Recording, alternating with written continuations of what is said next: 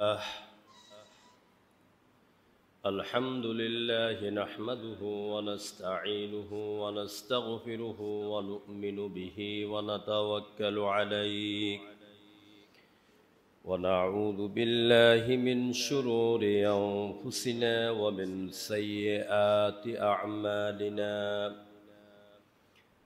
من يهده الله فلا مضل له ومن يضلل فلا هادي له ونشهد أن لا إله إلا الله وحده لا شريك له ونشهد أن سيدنا وحبيبنا ومولانا محمد الذي أرسله بالحق بشيرا ونذيرا وداعيا إلى الله بإذنه وسراجا منيرا فقد قال الله تعالى في كلامه المجيد وفرقانه الحميد أعوذ بالله من الشيطان الرجيم بسم الله الرحمن الرحيم إن الله وملائكته يصلون على النبي يا أيها الذين آمنوا صلوا عليه وسلموا تسليما اللهم صل على محمد كما صليت على إبراهيم وعلى آل إبراهيم إنك حميد مجيد اللهم بارك على محمد وعلى آل محمد كما باركت على إبراهيم وعلى آل إبراهيم إنك حميد مجيد جرشر پڑھن بلغ العلا بکماله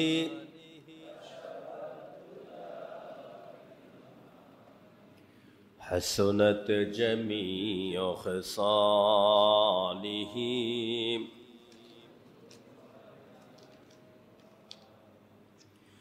مجھے کچھ ملے یا نہ ملے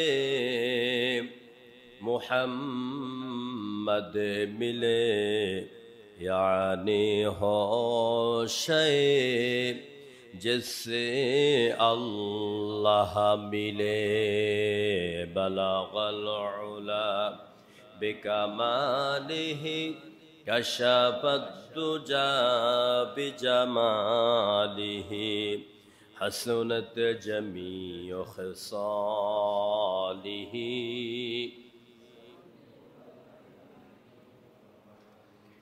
আরবের বুকে মক্কার পরে আমেনার যেথায় ঘর খোদার করুণা কৌসার হয়ে ঝরছে বারংবার বালাগাল উলা বিকামালিহি حسنت جميع خصاله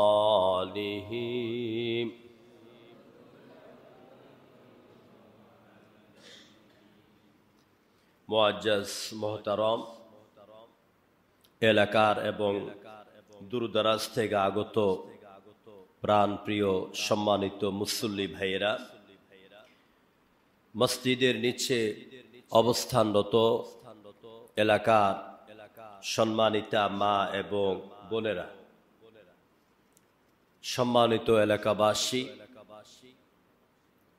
আমরা কালেমাতুশ শুকর আদায় করছি। আমরা হৃদয় নিংড়ানো সবটুকুন আবেগ ভালোবাসা উজাড় করে দিয়ে মোহাব্বতের সাথে একযোগে কালেমাতুশ শুকর আদায় করছি। আল্লাহ পাকের হামদ পেশ করছি।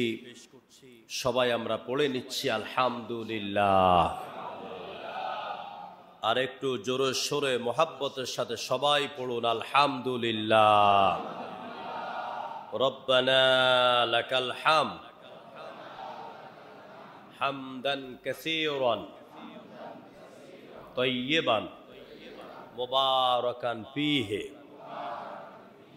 লাকাল হামদু বিল ঈমান লাকাল হামদু বিল ইসলাম ওয়া লাকাল হামদু বিল কুরআন। প্রশংসা করলাম কার? পাশাপাশি দরুদ সালাম পেশ করছি আমাদের প্রিয় রাসূল, আমাদের প্রিয় নবী, মানবতার নবী, বিশ্ব মানব জাতির শ্রেষ্ঠ নেতা, আল্লাহ পাকের পরে যার স্থান, যার মর্যাদা, সেই প্রিয় রাসূল জনাবে মুহাম্মদ রাসূলুল্লাহ সাল্লাল্লাহু আলাইহি ওয়াসাল্লামের প্রতি রূহের মাগফিরাত কামনা করছি। আজকের পবিত্র জুমাতে আমরা কবর আযাব মাপ চাচ্ছি। আমাদের মা বাবা, দাদা দাদি, নানা নানি, এলাকাবাসী দিন প্রতিষ্ঠার আন্দোলনে শাহাদাত বরণকারী, জালিমের হাতে জুলমের শিকারী যত ভাই এবং বোনেরা যুগে যুগে দুনিয়ার থেকে বিদায় নিয়েছেন, মহান আল্লাহ পাক তাদের কবরকে আজকের জুমার দিনের ফজিলতের খাতিরে আল্লাহ যেন তাদের সকল আযাবকে মাফ করে দেন, আমরা বলে আমিন। আল্লাহ পাক যেন তাদের কবরকে কোরআনের নূর দিয়ে মুনাওয়ার করে দেন, আমরা বলে আমিন। আল্লাহ পাক যেন তাদেরকে জান্নাতের উচ্চ মাকাম দান করেন, আমরা সবাই বলে আমিন। এই মসজিদের প্রতিষ্ঠা লগ্ন থেকে, এই মসজিদের জায়গা দেওয়া শুরু থেকে, মসজিদের একটি বালি, একটি ইটের কণা দানে যিনি বুদ্ধি দিয়ে, পরামর্শ দিয়ে, পকেটে টাকা দিয়ে সহযোগিতা করেছেন, বিশেষ করে আমাদের মসজিদের জায়গা দানকারী এবং ইতিমধ্যে বিদায় নেওয়া আমাদের মোহতারাম মুরব্বী জনাব ইঞ্জিনিয়ার কামাল সাহেব সহ যারা কবরবাসী, আল্লাহ তাদের কবরের সওয়াবগুলি পৌঁছায়া দাও, জোরে বলুন আমিন। প্রিয় ভাইয়েরা, আমরা মহাগ্রন্থ আল কোরআনে কারীম ২৮তম পারা, কোরআনের ১০৯ নম্বর সূরা, সূরাতুস সফ, ৬১ নম্বর সূরা, সূরাতুস সফ, এই সূরা থেকে আমরা গত জুমায় কথা বলতেছিলাম মুনাফিকের পরিচয় এবং মুনাফিকের অসৎ চারিত্রিক গুণাবলীগুলি, অসৎ চারিত্রিক বৈশিষ্ট্যগুলি, এ বিষয়ের উপর আমরা কথা বলতে গিয়ে গত জুমায় মুনাফিকের পরিচয় এবং যে বিষয়ের উপরে মুনাফিক চেনা যাবে এ বিষয় নিয়ে আমরা কথা বলতেছিলাম। আজকে মুনাফিকের পরিচয় এবং তাদের অসৎ গুণাবলীগুলির দ্বিতীয় পাঠ এবং মুনাফিকের পরকালের শাস্তি কি হবে এ বিষয়ে আমরা কথা বলবো ইনশাআল্লাহ। আল্লাহ পাক যেন আমাদেরকে কথাগুলি মন দিয়ে শোনা এবং এগুলি বুঝা এবং এই ধরনের কোনো অসৎ গুণাবলী যদি আমার ভিতরে থাকে, আল্লাহ পাক যাতে আমাকে সেগুলি বুঝে হেদায়েতের খাতিরে এই অসৎ গুণাবলী থেকে আল্লাহ যেন আমাকে মুক্ত করে দেন। সবাই জোরে সোরে বলেন আমিন। আসুন আমরা সূরা সফ এর দুটি আয়াত আবার তেলাওয়াত করি, সবে আমার সাথে পড়েন। আউযু বিল্লাহি মিনাশ শাইতানির রাজীম। বিসমিল্লাহির রহমানির রহিম। سبح لله ما في السماوات وما في الأرض وهو العزيز الحكيم. يا أيها الذين آمنوا لم تقولون ما لا تفعلون كبر مقتا عند الله أن تقولوا ما لا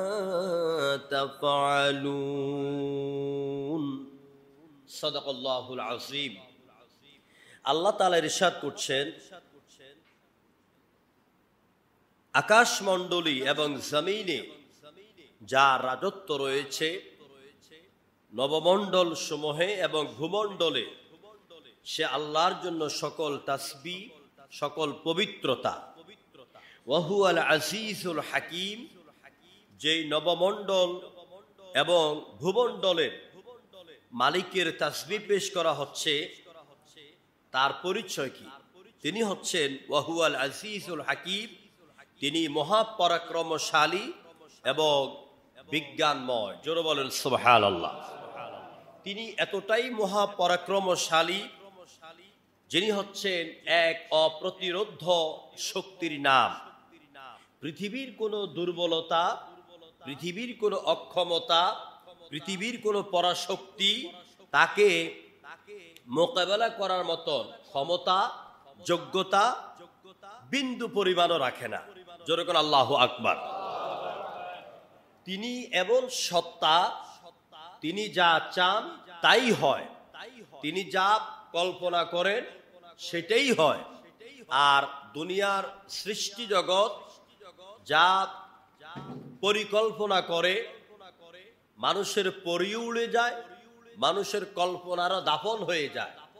মানুষের পরিকল্পনা, মানুষের ইচ্ছা মতে কখনো এই জমিনের 1 ইঞ্চির উপরও কখনো আল্লাহর হুকুম ছাড়া বাস্তবায়িত হতে পারে না।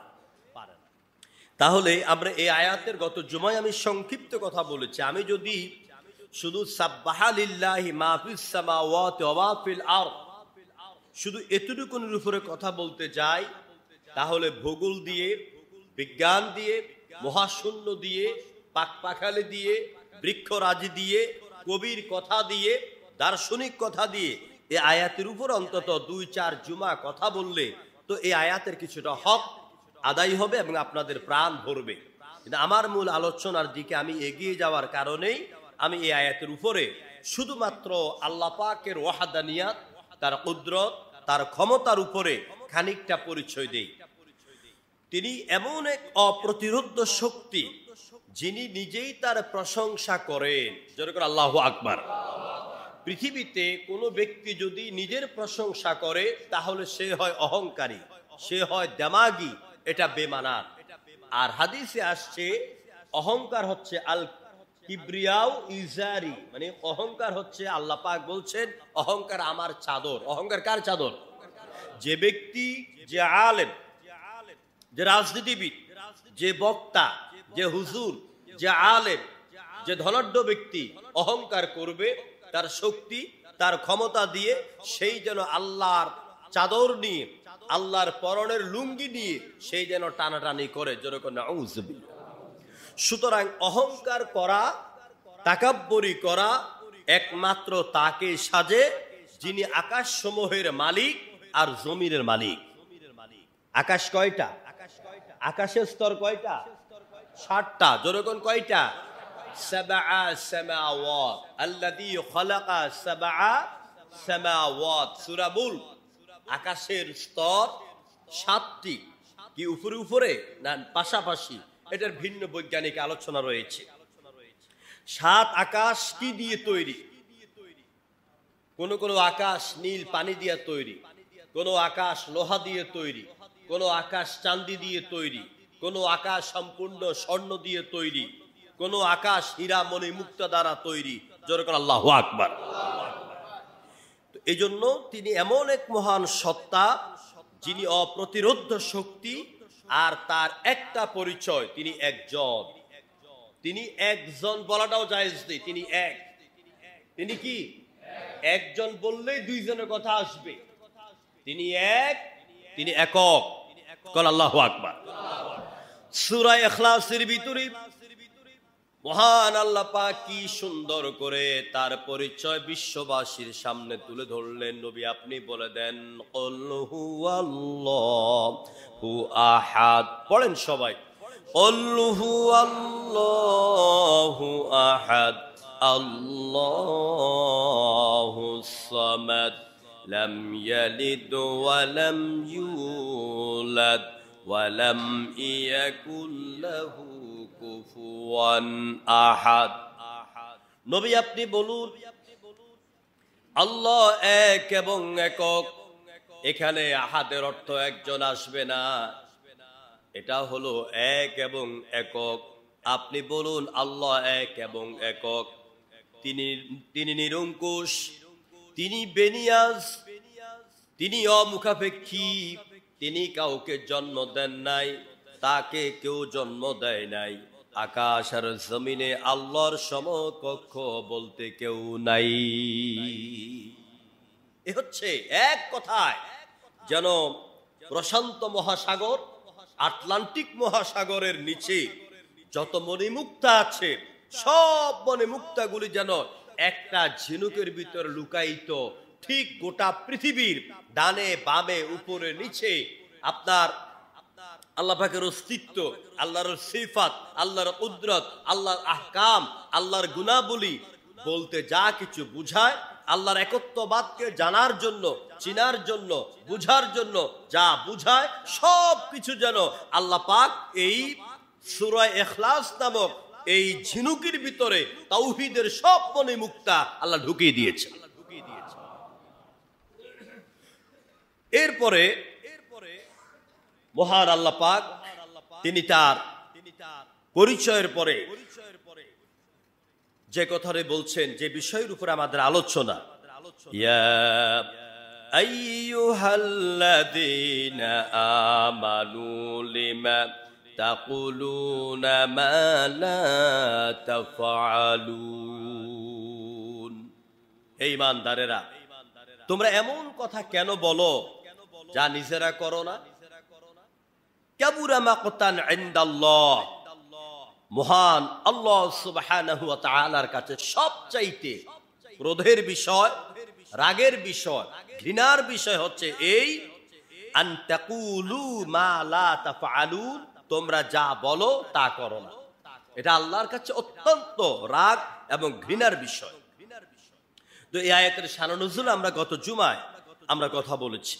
প্রিয় ভাইরা, এখানে মূলত মুনাফিকদের চারিত্রিক অসৎ গুণাবলী, যেহেতু গুণাবলী দুইটা, একটা হলো সৎ গুণাবলী, একটা হচ্ছে অসৎ গুণাবলী।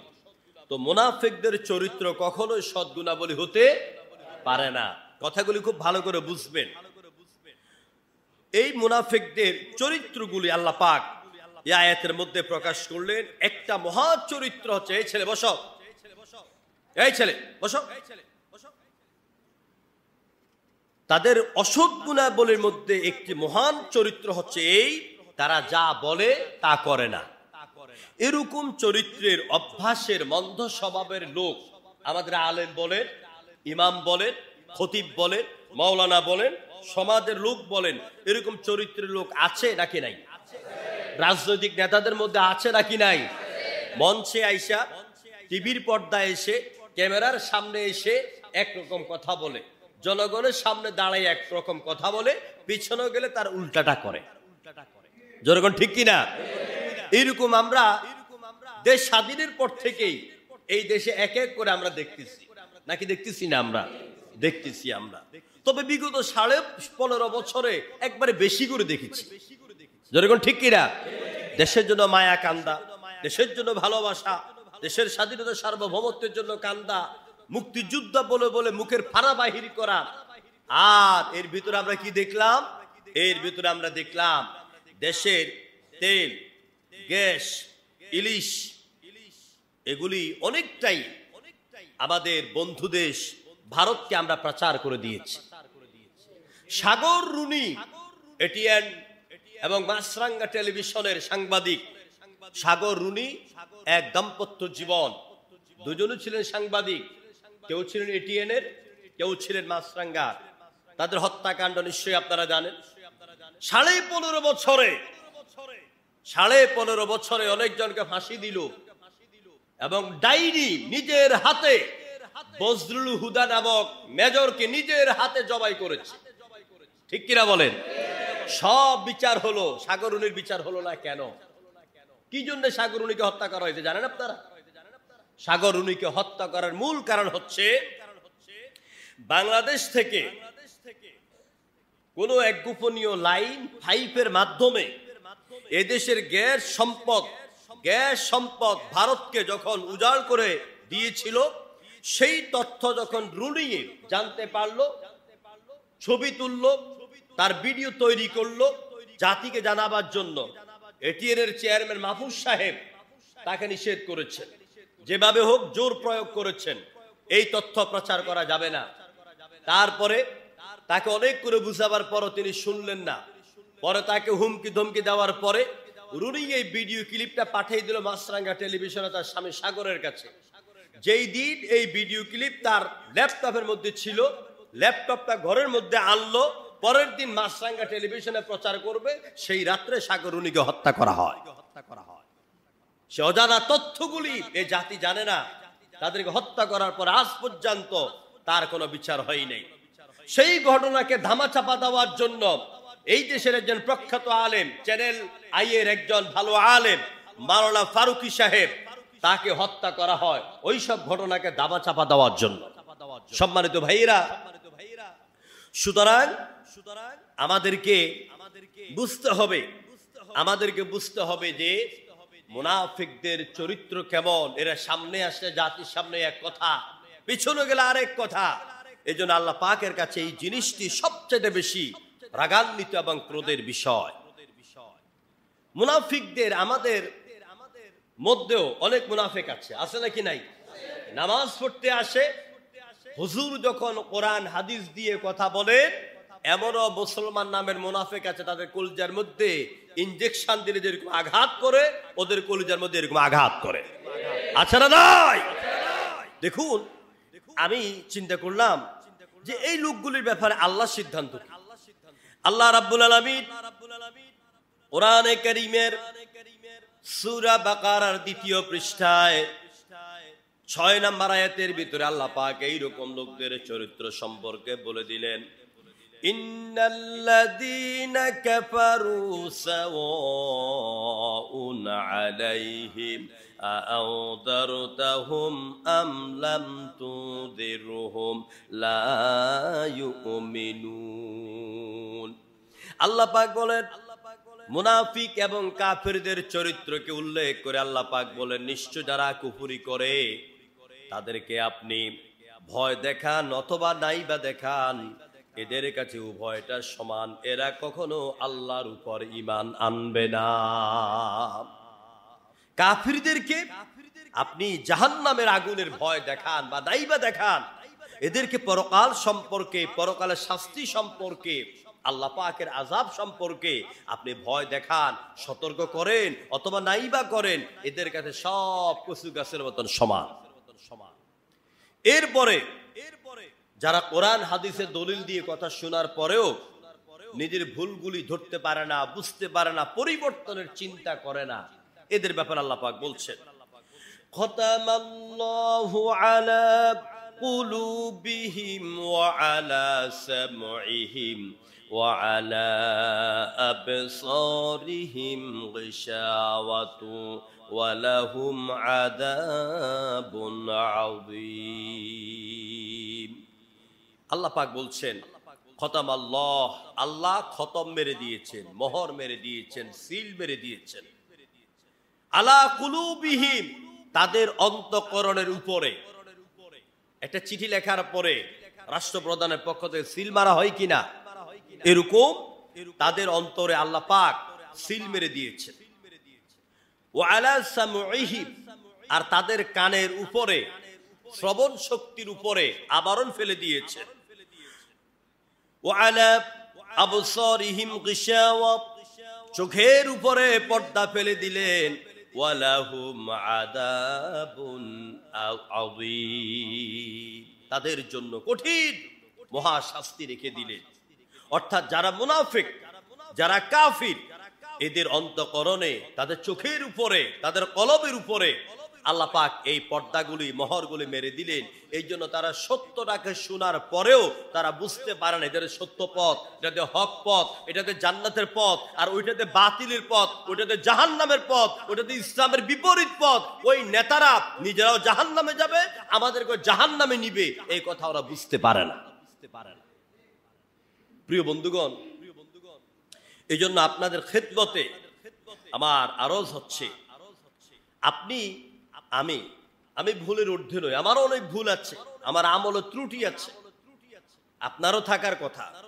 তা আমাদের জীবনে আমরা জীবনকে কোন রাস্তায় সাজাবো, কোন রাস্তায় পরিচালিত করব, কোন নেতার পথ ধরে চলবো, সিদ্ধান্ত নিতে হয়তো আমাদের কিছুটা ভুল হয়ে যেতে পারে, কিনা বলে, অনেক ভুল হয়ে যেতে পারে, ভুল হয়ে গেছে। তো শুধরাবার সুযোগও তো আল্লাহ দিয়েছেন কিনা? সেই শুধরাবার সুযোগের নাম কি? তাওবা। সেটা নাম কি? আরো জোরে বলেন, তাওবা। মর্দে মুমিনের মতো কথার জবাব দিবেন। আবার গত জুমায় একজন ফোন করলো, হুজুর আপনি কথা বলেন, আপনার মুসল্লিদের কণ্ঠের আওয়াজ শুনতে পাই না। ওমান থেকে আমাকে ফোন দিয়েছে, আপনার মুসল্লি কিনে না নিজে একাই বক বক করেন। আমি বললাম কি বলেন ভাই? কয় না, মুসল্লিদের কণ্ঠের আওয়াজ নাই। আর হকের পক্ষে তো আওয়াজ দেওয়ার সময় আল্লাহ এনে দিয়েছেন, যেরকম ঠিক কিনা? হকের পক্ষে কথা বলতে হবে। হকের আওয়াজ উঠেছে, ইনশাআল্লাহ অনতি বিলম্বে বাংলাদেশের জমিনে হক প্রতিষ্ঠা হবেই হবে। মরহুম শহীদ আল্লামা দেলোয়ার হোসেন সাঈদী তিনি বলে গিয়েছেন, বাংলাদেশের এমন কোন ঘর থাকবে না যেখানে জামাত ইসলামের দাওয়াত পৌঁছে যাবে না। যেরকম ঠিক কিনা? আজকে গতকালকে আমি দোলাইখাল গিয়েছিলাম আমার গাড়ির কিছু জিনিস কেনার জন্য। তা আমি যেই দোকান থেকে মাল কিনতেছিলাম, পাশের দোকানে যারা গাঁজাখোর, হুইট্টাখোর, চেহারার মধ্যে নামাজের চিহ্ন নাই, এই লোকগুলি দাঁড়ায় দাঁড়ায় বলতেছে, আমরা এতদিন জামাতকে রাজাকার বলেছি, অত বদনাম দিয়েছি, হুজুরদেরকে দেখলে নাক ছিটকিয়েছি, এখন দেখো পানির মধ্যে নেমে নেমে জামাতের আমিরে মানুষে খাবার পৌঁছায় দেয়, আমাদের বিএনপি নেতা, উমুক দলের নেতা, জাতীয় পার্টির নেতা, তুমুক দলের নেতা, কাউকে তো দেখতে পাই না। আমি বিএনপির ভাই রাগ করে না, জাস্ট আমি ওদের কথাগুলি বললাম আর কি। তারা বলতেছে, আমি শুনতেছি। হ্যাঁ, বিএনপির ভাইরাও আলহামদুলিল্লাহ অনেক জায়গায় ত্রাণ পৌঁছায় দিচ্ছে, যদিও তাদের হয়তো অজানা তারা বলেছে। অর্থাৎ বর্তমানে এই বন্যা কবলিত এলাকায় সকল দলের লোকেরা গিয়ে মানুষকে সাহায্য করছে। তবে চোখে পড়ার মতন একজন ব্যক্তিত্ব, দাড়িগুলি সাদা, চুলগুলি সাদা, মুছগুলি সাদা, বয়স্ক মানুষ, কোমর সমান, কখনো বুক সমান পানিতে নেমে নেমে মানুষের হাতে খাবার পৌঁছে দেন যিনি, তিনি হচ্ছেন যেন জীবন্ত এক আল্লাহর ওলি, ডাক্তার শফিক রহমান। যেরকম ঠিক কিনা? কি উদারতা, কি মহানুভবতা, কি ভালোবাসা নিয়ে হিন্দু, খ্রিস্টান, বৌদ্ধদেরকে বুকের মধ্যে জড়িয়ে ধরেন। আমার ভাইরা, আমরা আমাদের আন্দোলন, আমাদের বক্তব্য, আমরা সব কিছুর বিনিময় হলো বাংলাদেশকে কোরআনের রং দিয়ে রঙিন করা। অন্য কোন উদ্দেশ্য আছে? অন্য কোন উদ্দেশ্য নাই। এখানে আমরা ক্ষমতা দখল করতে চাই না। ইসলামী আন্দোলন এমন এক আন্দোলন, এটা পকেটে টাকা দিয়েই দল করতে হয়, টাকা পাওয়ার জন্য এই দল করে না। কারণ আল্লাহ বলছেন, ইন্নাল্লাহা আশতারা মিনাল মুমিনিনা আনফুসাহুম ওয়া আমওয়ালাহুম বিআন্না লাহুমুল জান্নাহ। আল্লাহ পাক মানুষের জান মাল কিনে নিয়েছেন, বিনিময়ে আল্লাহ পাক জান্নাত বিক্রি করেন, আর বিনিময়ে আল্লাহ মুমিনদের জান মালকে ক্রয় করে নেন। যেরকম সুবহানাল্লাহ। আমরা জান দিয়ে, মাল দিয়ে আল্লাহ জান্নাত পেতে চাই। দুনিয়ার কোনো সুখ, দুনিয়ার কোনো আরাম, দুনিয়ার কোনো ক্ষমতার দাপট্য আমরা দেখাতে চাই না, এটা রাসূলের আদর্শ নয়। প্রিয় বন্ধুগণ, সুতরাং এই মুনাফিকদের অন্তরে, চোখের মধ্যে, কলবে আবরণ পড়ে থাকার কারণে ওরা সত্যটাকে অনুধাবন করতে পারে না। প্রিয় ভাইরা, মুনাফিকেরা তাদের অসৎ গুণাবলীর মধ্যেই একটি গুণাবলী হচ্ছে, গত জুমায় আমি 6টি পর্যন্ত বলেছি, আজকে বলবো 7 নাম্বার, এরা ইকামতে দ্বীনের কাজে বাধা দানকারী। ইকামত মানে কি বুঝেন না মনে হয়?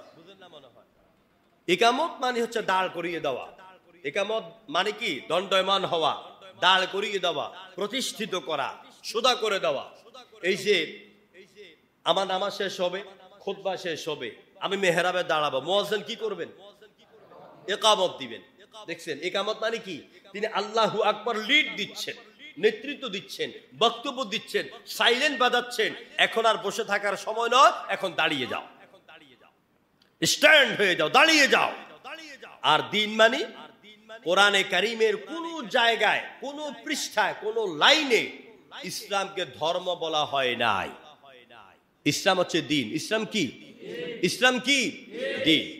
আল্লাহ রাব্বুল আলামিন বলেন, ইন্নাদ-দীনা ইনদাল্লাহিল ইসলাম, নিশ্চয়ই আল্লাহ পাকের নিকট মনোনীত গ্রহণযোগ্য দ্বীনের নাম হলো, জীবন ব্যবস্থার নাম হলো ইসলাম। তাহলে এখানে আল্লাহ ইসলামকে কি বলেছেন? আরেক আয়াতে দেখেন, আল ইয়াউমা আকমালতু লাকুম দীনাকুম, আজ আমি তোমাদের জন্য তোমাদের দ্বীনকে পরিপূর্ণ করে দিলাম। চিল্লায় করে আল্লাহু আকবার। এরপরে আবার দেখেন সূরা আল ইমরান, আল্লাহ পাক বলেন, আফা গায়রা দীনিল্লাহি ইয়াবগুনা ওয়া লাহু আসলামা মান ফিস সামাওয়াতি ওয়াল আরদ তাওআন ওয়া কারহান ওয়া ইলাইহি ইউরজাউন। ওরা কি আল্লাহর দ্বীনকে বাদ দিয়া, আল্লাহর দেওয়া জীবন ব্যবস্থাকে বাদ দিয়া অন্য কোন দ্বীনকে অনুসন্ধান করে নাকি? অথচ আকাশে জমিনে যা কিছু আছে এরা ইচ্ছায় হোক অনিচ্ছায় হোক সবাই আনুগত্য করে, আত্মসমর্পণ করে কার কাছে? আল্লাহর কাছে। তাহলে সব জায়গায় ইসলামকে কি বলা হয়েছে? দ্বীন বলা হয়েছে।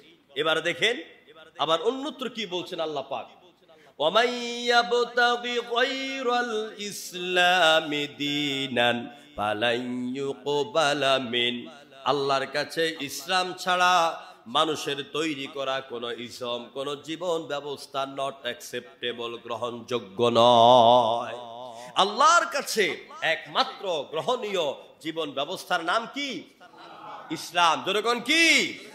ইসলাম। সুতরাং ইকামতে দ্বীন মানে দ্বীন প্রতিষ্ঠা করা, ইসলামকে প্রতিষ্ঠা করা। এখন আপনারা বলেন তো, বাংলাদেশে কি ইসলাম প্রতিষ্ঠিত আছে? আছে? নাই। আমার দেশের কিছু তথাকথিত নামধারী ইহুদি দালালদের টাকা খাওয়া আহলে হাদিস নামধারী এক শ্রেণী আছে নাকি নাই? আহলে হাদিস আমরা হওয়ার চেষ্টা করছি। আহলে হাদিস মানে কি? বাংলা চটি বই 2টা পড়ে একটা দলের কর্মী হওয়ার নাম আহলে হাদিস নয়।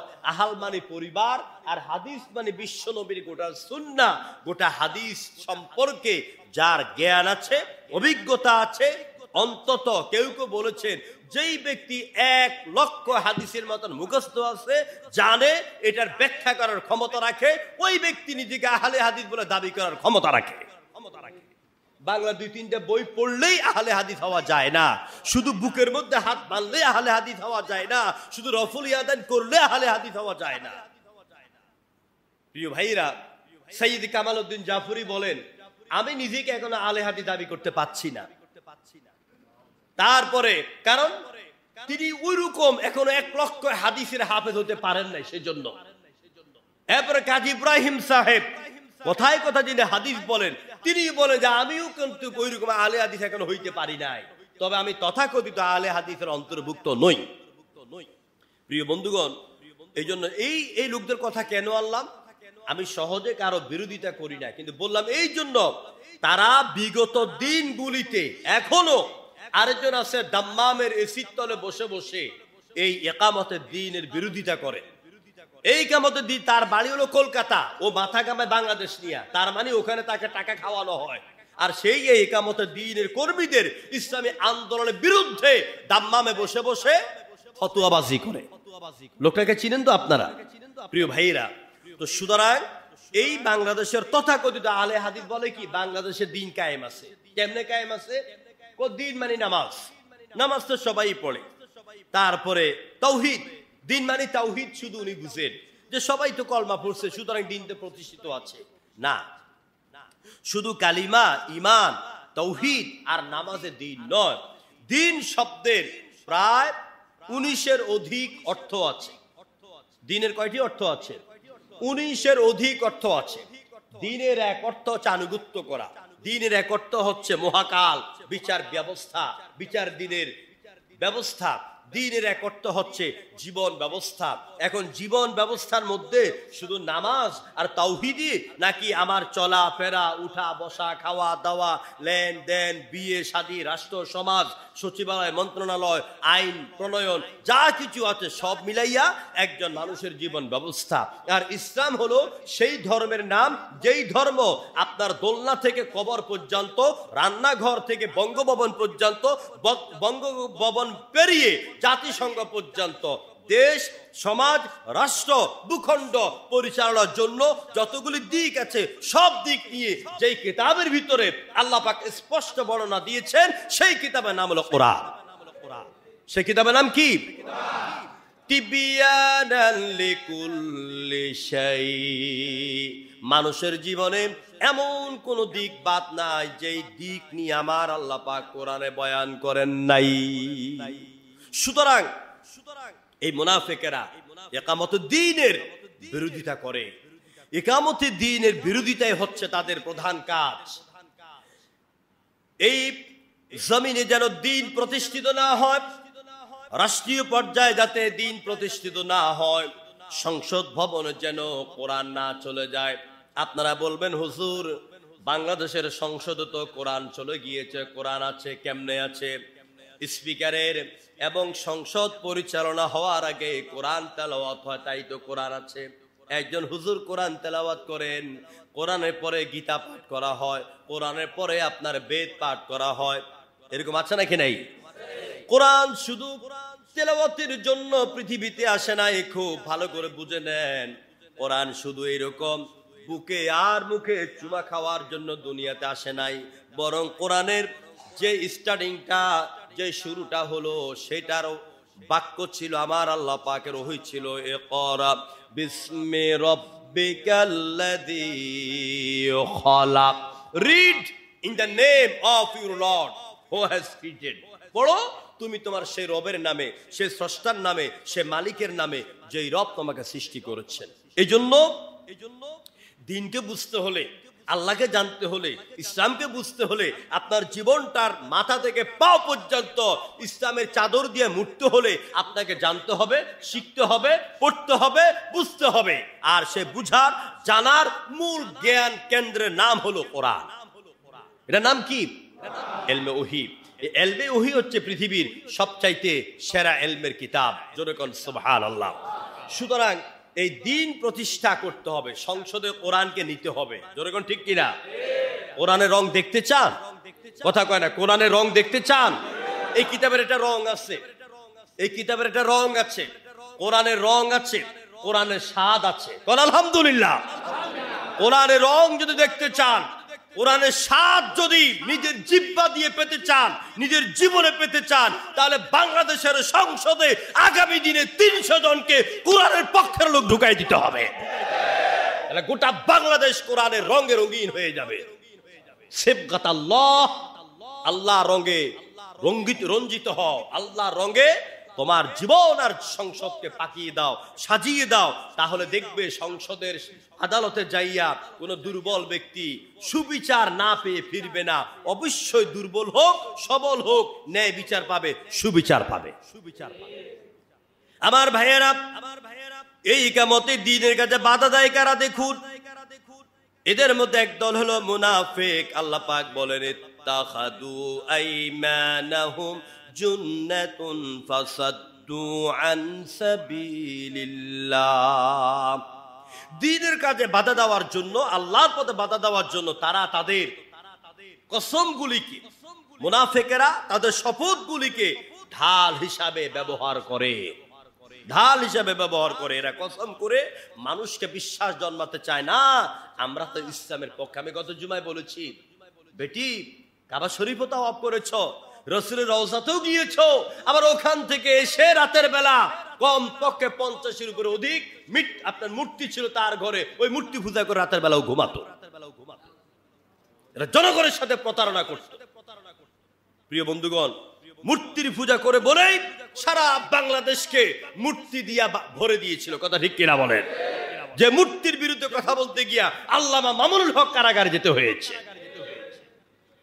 মূর্তি এটা ইসলামে কি বৈধ? মূর্তি কবে থেকে তৈরি হয়? মাজার পূজা কবে থেকে তৈরি হয়? অলির পূজা কবে থেকে তৈরি হয়? আমি নূহ আলাইহিস সালামের ঘটনার অর্ধেক বলেছি, বাকি অর্ধেক বলি নাই। ওখান থেকেই মূর্তি পূজার উৎপত্তি কিভাবে হয়েছে, কয়টা মূর্তি তৈরি করেছিল, কার কার নামে মূর্তি তৈরি করেছিল, আমি সেই বিষয়ে আলোচনা করতে পারি নাই। অন্য সময় পেলে করবো ইনশাআল্লাহ। প্রিয় বন্ধুগণ, আজকে জি বাংলা, স্টার জলসা, তারপর জি টিভি, হ্যাঁ, এরকম বিভিন্ন ভারতীয় চ্যানেলের মাধ্যমে, বিভিন্ন টেলিভিশন নাটকের মাধ্যমে মুসলমানদের ঘরে ঘরে মূর্তি ঢুকিয়ে দিয়েছে। যেরকম ঠিক কিনা? আপনার জি বাংলা, স্টার জলসা, এগুলির মধ্যে তারা তাদের একেবারে ছবি নাটকের শুরুতেই মূর্তির প্রতিধ্বনি বাজায় এবং মূর্তির ছবি দেখায়, এবং তারা বিভিন্ন সময় তারা কি মনোবাসনা পূর্ণের জন্য মূর্তির কাছে এরা আরাধনা করে। তাহলে তাদের অভিনয়ের মাধ্যমে, টেলিভিশনের পর্দার মাধ্যমে আমাদের ঘরে মূর্তি পূজা ঢুকেছে নাকি ঢুকে নাই? ঢুকছে কিনা কন? এই জন্য এই মূর্তি কখনো কাম্য নয়, মূর্তি কখনো ইসলাম পছন্দ করে না। মূর্তি আর ভাস্কর্য এক কথা নয়। আমরা এই বিষয়ে অনেক কথা বলেছিলাম সেই কয়েক বছর আগে। তাহলে আমরা এখান থেকে কি জানলাম? ইকামতে দ্বীনের কাজে যারা বাধা দেয়, এরা মানুষের সামনে কসম করে কথা বলে, এটা মুনাফিকের ইকামতে দ্বীনের কাজে বাধা দেওয়ার একটা অংশ, একটা চরিত্র। 2 নম্বরে মুনাফিকদের চরিত্র হচ্ছে এরা সৎ কাজে বাধা দেয় আর অসৎ কাজে নির্দেশ দাতা। আল্লাহ পাক কোরআনে কারিমে বলেন সূরা তাওবার ভিতরে, আল মুনাফিকুনা ওয়াল মুনাফিকাতু বা'দুহুম মিন বা'দ ইয়া'মুরুনা বিল মুনকারি ওয়া ইয়ানহাউনা আনিল মা'রুফ। মুনাফিক পুরুষ, মুনাফিক নারী, এরা একে অপরকে অসৎ কাজে নির্দেশ দেয়। তারা দৈরালা, তারা মাইরালা, আমার ক্ষমতা টিকে থাকার জন্য প্রয়োজন 1 লক্ষ লোকের জীবন চলে যাবে, কিচ্ছু যায় আসে না, আমার ক্ষমতা আমি চাই। এটাকে ভালো কাজের আদেশ না মন্দ কাজের আদেশ? এটা মুনাফিকের চরিত্র। এরা ওয়ায়ানহাউনা আনিল মা'রুফ, এরা তাফসীর মাহফিলে বাধা দেয়, এরা কোরআনের দার্সের অনুষ্ঠানে বাধা দেয়, যেখানে কোরআনের আপনার ইমানের হাকিকত বই পাঠ করা হয়, লোকেরা শুনে চরিত্র গঠন করে, এখানে জঙ্গিবাদী অস্ত্র পাওয়া গেছে, বোমা পাওয়া গেছে। অর্থাৎ এরা কোরআনের পথে সৎ কাজে বাধা দেয়। এরা কারা? মুনাফিক। জোরে বলেন, এরা কারা? মুনাফিক। মুনাফিকের আরেকটা চরিত্র হচ্ছে এরা সুবিধাবাদী। সুবিধাবাদ জিন্দাবাদ, সবকিছুর পিছনে থাক, সুবিধাবাদ জিন্দাবাদ। এটা কার স্লোগান? মুনাফিকদের স্লোগান। আল্লাহ পাক কোরআনে কারিমে বলেন, ওয়া মিনান নাসি মান ইয়াকুলু আমান্না বিল্লাহি ফা ইযা উযিয়া ফিল্লাহি জাআলা ফিতনাতুন নাসি কাআযাবিল্লাহ ওয়া লা ইন জাআ নাসরুম মির রাব্বিকা লায়াকুলুন্না ইন্না মাআকুম। আল্লাহ পাক মুনাফিকদের এই সুবিধাবাদী চরিত্র সম্পর্কে বলেন, লোকদের মধ্যে অনেক লোক আছে যারা বলে আমরা আল্লাহর উপর ঈমান এনেছি, যখন তাদের উপর কোনো দুঃখ কষ্ট বেদনা মুসিবত এসে পড়ে তখন তারা বলে এটাকে আল্লাহর আযাব তারা মনে করে।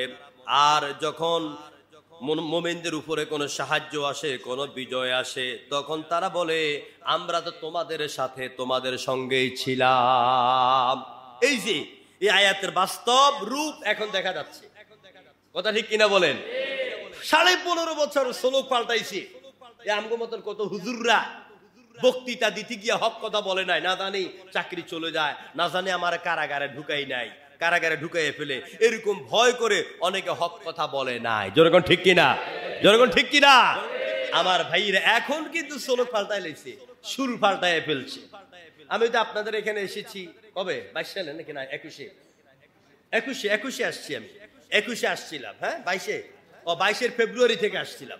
আমার ভাইরা এর আগেও যেখানে ছিলাম এই হক কথা বলার কারণেই আউট করা হয়েছে। হ্যাঁ, আমাদের আমির হামদা ভাই বলছিলেন, ছোট ভাই বলে যে আমি এক জুমা এক মসজিদে পড়ার পরে দ্বিতীয় জুমার পড়াইতে পারি না। তো মাশাআল্লাহ ভালো কথা, যদি হক কথা বলার কারণে প্রত্যেক মসজিদে এক জুমা পড়াই, তো বাংলাদেশে 364 জেলা, 364 মসজিদ, এবারে থানা আছে প্রায় 500-এর মতন থানা। হ্যাঁ, তাহলে এক এক থানার মসজিদে এক জুমা পড়াই, আবার যদি এক থানাতে এত মসজিদে এক এক জুমা পড়াই, জীবন তো আবার এমনি চলে যাবে। ঠিক কিনা বলেন? তাহলে আমরা মসজিদের চাকরি দেওয়ার ভয়ে আমরা ওই সমস্ত পচা নর্দমা মসজিদ কমিটির পা চাটি নাই বিগত বছরে। আমরা হক কথা বলেছি, আমাদের অনেকে চাকরি গেছে, অনেক আলেমের চাকরি গিয়েছে। প্রিয় ভাইরা, ইমাম ইবনে তাইমিয়া বলেছেন হক আলেম যদি পেতে হয়, হয় কবরে খোঁজো, নলে জেলখানার ভিতরে খোঁজো হক আলেম। এই জন্য আল্লাহ পাক বলছেন যে এই সুবিধাবাদী লোকেরা যখন বিজয় আসে তখন তারা বলে ভাই আমি তো আপনাদের দলের, আমার কাছে এখন 5 জনের সিরিয়াল আছে, বড় বড় আলেম, হুজুর আমার সমর্থক ফরম পূরণ করান, আমাকে সমর্থক ফরম পূরণ করান। মনে মনে করি এতদিন কই ছিল, এতদিন সালাম দিয়েছি, সালামের জবাব দেয় এটা ঠিক করে। সুতরাং এটা মুনাফিকের চরিত্র, এরা সুবিধাবাদী। আল্লাহ এবং তার রাসূলের সিদ্ধান্তকে অমান্যকারী। জোরে বলেন তো কারা? মুনাফিকেরা। জোরে বলেন কারা? আল্লাহ এবং তার রাসূলের সিদ্ধান্তকে প্রতিনিয়ত অমান্যকারী। এরা আল্লাহ এবং তার রাসূলের সিদ্ধান্তকে মেনে নিতে পারে না, চোখ বুজে বিনা প্রশ্নে।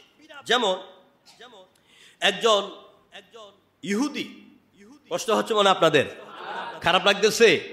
ঘুম আসতেছে? চিল্লাই কর আল্লাহু আকবার, আরো জোরে আল্লাহু আকবার। প্রিয় বন্ধুগণ, একজন ইহুদি আর একজন মুসলমানের মধ্যে রাসূল থাকাকালীন মদিনার অদূরে পানির জমি নিয়ে ঝগড়া লাগলো। পানি জমিনে পানি ভাগাভাগি নিয়ে, আইল নিয়ে ঝগড়া লাগলো। ঝগড়া লাগার পরে মুমিন এবং ইহুদি, মুসলমান এবং ইহুদির মধ্যে দারুণ ঝগড়া বেজে গেল। সর্বশেষ ইহুদি বলল চলো তোমাদের নবী মুহাম্মদের কাছে এটা সমাধান চাওয়া হবে। মুসলমান তো ফাঁসার মধ্যে থাপ্পড় দিয়ে দারুণ খুশি। হ্যাঁ, মুহাম্মদ যদি সমাধান দেয়, সমাধান তো আমার পক্ষেই আসবে, কারণ আমি তো মুসলমান, আমার রাসূল হলেন নবী, তো নবী তো আমার পক্ষেই সমাধান দিবেন, রায় দিবেন। এইটা ভেবে ওই ইহুদি এবং মুসলমান দুজন বিশ্বনবীর বিচারিক আদালতের মধ্যে আসলেন। বিশ্বনবী মসজিদে নববীর মেহরাবের মধ্যে বসে আছেন। ইহুদি এবং মুসলমান দুজনে সে দুজনের পক্ষেই তারা তাদের আরজি, তাদের ওজর পেশ করলেন।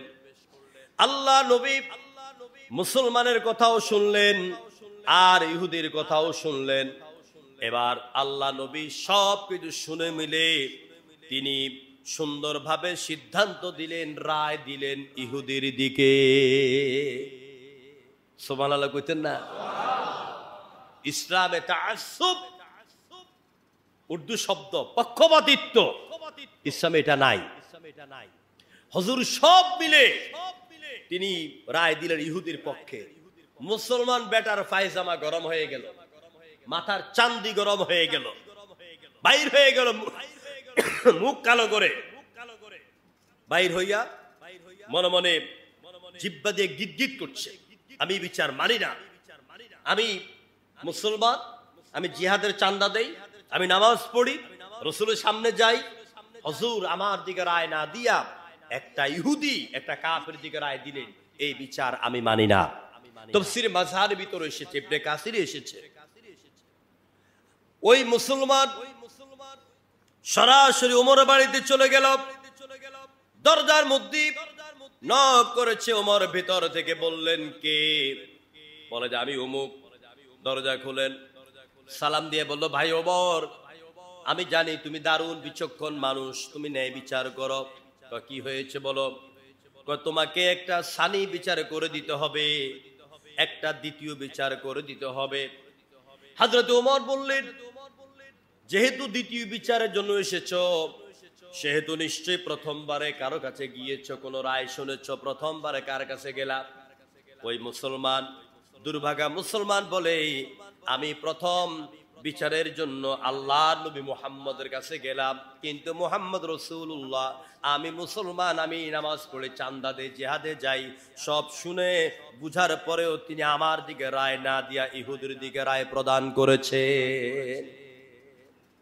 ওমর রাদিয়াল্লাহু তাআলা আনহু ইহুদির বক্তব্য শুনে টকবক করতেছে, শরীরে রক্তগুলি, মাথায় যেন রক্ত উঠে গেল। ওমর বলছেন, তুমি দ্বিতীয় বিচারের জন্য আমার কাছে এসেছো? হ্যাঁ, দাঁড়াও, আমি তোমার দ্বিতীয় বিচার, তোমার ফয়সালা করে দিচ্ছি। ঘরে গেলে ধার করা তরবারি আনলেন, এনে ওমর বলছেন, যেই ব্যক্তি আল্লাহ এবং তার রাসূলের দেওয়া সিদ্ধান্তের পরে সিদ্ধান্তকে চোখ বুজে গ্রহণ করতে পারে না, তার ফয়সালা তো এমনি এমনি করে দিতে হয়। এই কথা বলে ওমর মাথার উপরে তরবারি তুললেন, আঘাত করলেন, মুসলমানের দেহ থেকে কল্লা আলাদা হইয়া 3 হাত দূরে পড়ে গেল। চতুর্দিকে খবর ছড়িয়ে গেল, ওমরের মতন বিচক্ষণ মুসলমান, যিনি আল্লাহ নবীর ডান হাত বাম হাত, যার ব্যাপারে বিশ্ব নবী বলেছেন, লা নাবিয়্যা বা'দি ওয়ালা রাসূলা, আমার পরে কোন নবী আসবে না, কোন রাসূল আসবে না। লাকানা ওমর, আল্লাহ যদি কাউকে নবী বানাতে চাইতেন, অবশ্যই ওমরকে নবী বানায়া দিতে। এত বড় বিচক্ষণ মানুষ কি করে মুসলমানকে হত্যা করে? আল্লাহ নবীর কাছে যখন খবর চলে এলো, রাহমাতুল লিল আলামিন চিন্তা বিভোর হয়ে গেলেন, আল্লাহু আকবার বলে সেজদায় চলে গেলেন। কি জবাব দিবেন তিনি মুসলমানদের কাছে? এমন সময় আমার আল্লাহ পাকের স্পেশাল মেসেঞ্জার জিব্রাইলকে পাঠিয়ে দিয়ে শোনালেন, ও জিব্রাইল, আমার নবীকে শোনায়া দাও, ফালা ওয়া রাব্বিকা লা ইউমিনুনা হাত্তা ইউহাক্কিমুকা ফীমা শাজারা বাইনাহুম সুম্মা লা ইয়াজিদু ফি আনফুসিহিম হারাজাম মিম্মা কাদাইতা ওয়া ইউসাল্লিমু তাসলিমা। সূরা নিসার 65 নম্বর আয়াতে আমার আল্লাহ পাক জিব্রাইলের মাধ্যমে নবীকে শোনায়া দিলেন, ফালা ওয়া রাব্বিক, ও নবী, তোমার রবের কসম, তোমার রবের কসম, যে লোকটাকে ওমর হত্যা করেছে, ওই লোকটা কখনো প্রকৃত মুমিন নয়। যে ব্যক্তি আল্লাহ এবং তার রাসূল ফয়সালা দেওয়ার পরে, বিচার করার পরে সন্তুষ্ট চিত্তে এটাকে মেনে নিতে পারে না, বিচারের উপর ঈমান আনতে পারে না, সেই তো আল্লাহকেও সঠিকভাবে বিশ্বাস করে না, নবীকেও বিশ্বাস করে না। সুতরাং ওর লেবাসটাই আছে, চুল আছে, দাড়ি আছে, নামাজ আছে, কিন্তু তার প্রকৃত ঈমান নাই। সুতরাং হযরত ওমর কোন মুমিনকে হত্যা করে নাই, ওমর হত্যা করেছে একটা মুনাফিক। কারে হত্যা করেছে? চিল্লাবেন, কারে হত্যা করেছে? এই জন্য মাঝে মাঝে রাস্তা দিয়ে যখন হাঁটি, বিভিন্ন মসজিদে যখন নামাজ পড়ি, আর যখন মুসলমানদের বিভিন্ন কর্মকাণ্ড দেখি, তখন মনে মনে ভাবি, আহারে, যদি ওমর থাকতেন, তখন মনে হয় আমাদের মতন মুনাফিক মার্কা মুসলমানের কল্লা একটাও সাথে থাকতো না। যেরকম ঠিক কিনা? সুতরাং আমাদেরকে সতর্ক হতে হবে মুনাফিকদের। আর অনেক চরিত্র আছে, সময় আমার নেই, আজকে জুমার পরে আমি আর এই মুনাফিক নিয়ে আলোচনা করব না। মুনাফিকদের একটা চরিত্র তো দাঁড়ায়, তখন খুব অলসতার সাথে নামাজে দাঁড়ায়। এরা অনেকে নামাজ পড়ে, লোক দেখে নামাজ পড়ে। দেখবেন অনেক নেতারা আছে, এত দামি দামি মোবাইল পকেটে রাখতে পারে, যেটার ওজন 250 গ্রাম, আধা কেজি, কিন্তু একটা পাতলা সুতি টুপি মাথায় রাখার মতন ওর ঈমান নাই। যেরকম ঠিক কিনা? নামাজে দাঁড়ায়, পকেট থেকে রুমাল একটাকে বাইর করে 3 কোনা করে ইন্দে মাথা দিয়ে বাঁধে খুঁজে। এরকম মুসলমান আছে নাকি নাই? আবার কিছু রাজনৈতিক নেতা আছে মুসলমান, মুনাফিক মার্কা মুসলমান, রাজনৈতিক সভা সমাবেশে যখন ঢুকে যায় তখন লোকেরা এদিক ওদিক তাকাই আছে, বড় নেতা মানুষ, নামাজ যদি না পড়ি তাহলে কি বলবে? ওযু থাক বা যাক, আল্লাহু আকবার। ঠিক কিনা বলেন? তো আল্লাহ পাক এদের ব্যাপারে বলছেন, وَإِذَا قَامُوا إِلَى الصَّلَاةِ قَامُوا كُسَالَى يُرَاءُونَ النَّاسَ وَلَا يَذْكُرُونَ اللَّهَ। মুনাফিকদের ইবাদতের ক্ষেত্রে চরিত্র, এরা মসজিদেও যায়, এরা মসজিদেও যায়। ঠিক কিনা? এরা মাঝে মাঝে বলতো যে মা দুর্গার কারণে দেশের মধ্যে ধান এবার বেশি হয়েছে। বলে নাই? মানে আমি বানাই বলতেছি মনে হয়। মুনাফিকদের বক্তব্য হচ্ছে ধর্ম যার যার, উৎসব সবার। কথা কয় নাই? আমরা মাঠ কাঁপিয়েছি ওই পয়েন্ট নিয়ে, এখানে সব কথা বলার সময় নেই। ধর্ম যার যার, উৎসব সবার। তার মানে আপনি হিন্দুদের মন্দিরে যাবেন, কালী পূজা যাবেন, সরস্বতী পূজা যাবেন, আপনার ধর্ম তো ইসলাম, এটা আপনার কাছে থাক। এখানে আমার প্রশ্ন হচ্ছে, ধর্ম যার যার, উৎসব যদি সবার হয়, তাহলে হিন্দু ভাইরা কি ঈদের দিন এসে আমাদের ঈদের জামাতে নামাজ আদায় করেন? জুমার দিন এসে মসজিদে নামাজ আদায় করেন? সুতরাং এগুলি হচ্ছে মুনাফিকদের বক্তব্য। মুনাফিকের শাস্তি সম্পর্কে আমি একটা কথা বলে বিস্তারিত বলতে পারবো না। মুনাফিকদের শাস্তি কি? আল্লাহ পাক কোরআনে কারিমের মধ্যে মুনাফিকদের শাস্তি সম্পর্কে বলছেন যে ওয়াদাল্লাহুল মুনাফিকিনা ওয়াল মুনাফিকাতি ওয়াল কুফফার নার জাহান্নাম খালিদিনা ফিহা। আল্লাহ পাকের ওয়াদা হলো মুনাফিক নারী এবং পুরুষ আর যারা কাফের, এদের শাস্তি হবে চিরকাল ধরে এরা জাহান্নামে থাকবে। কোন জায়গায় থাকবে? জাহান্নামে থাকবে। মুনাফিকদের আরেকটা শাস্তি হলো, আমার আল্লাহ পাক বললেন এই মুনাফিকদের বিরুদ্ধে আল্লাহ পাক তার নবীকে যুদ্ধের অর্ডার করেছেন। যুদ্ধ করতে হবে মুনাফিকের বিরুদ্ধে। আজকে যখন কোন মুসলমান নামদারি মুনাফিককে যখন হত্যা করা হয়, উমুকেরা ইসলামের কথা বলে, আবার মুসলমানকেও মারে। আমার আল্লাহ পাক বলেন ইয়া আইয়ুহান নাবিয়্যু জাহিদিল কুফফার ওয়াল মুনাফিকিনা ওয়াগলুয আলাইহিম ওয়া মাওয়াহুম জাহান্নাম ওয়া বিইসাল মাসীর। ও নবী, আপনি জিহাদ করুন কাফেরের বিরুদ্ধে, মুনাফিকের বিরুদ্ধে, তাদের বিরুদ্ধে আপনি কঠোরতা অবলম্বন করুন। আর এই মুনাফিক এবং কাফেরের জায়গা হবে, বাড়ি হবে, ঠিকানা হবে নিকৃষ্ট জাহান্নাম। কোন জায়গা? কোন জায়গা? সুতরাং মুনাফিকেরা ইসলামের যুগে যুগে যতটা ক্ষতি করেছে, কাফেরদের দ্বারাও ইসলামের এত ক্ষতি হয় নাই।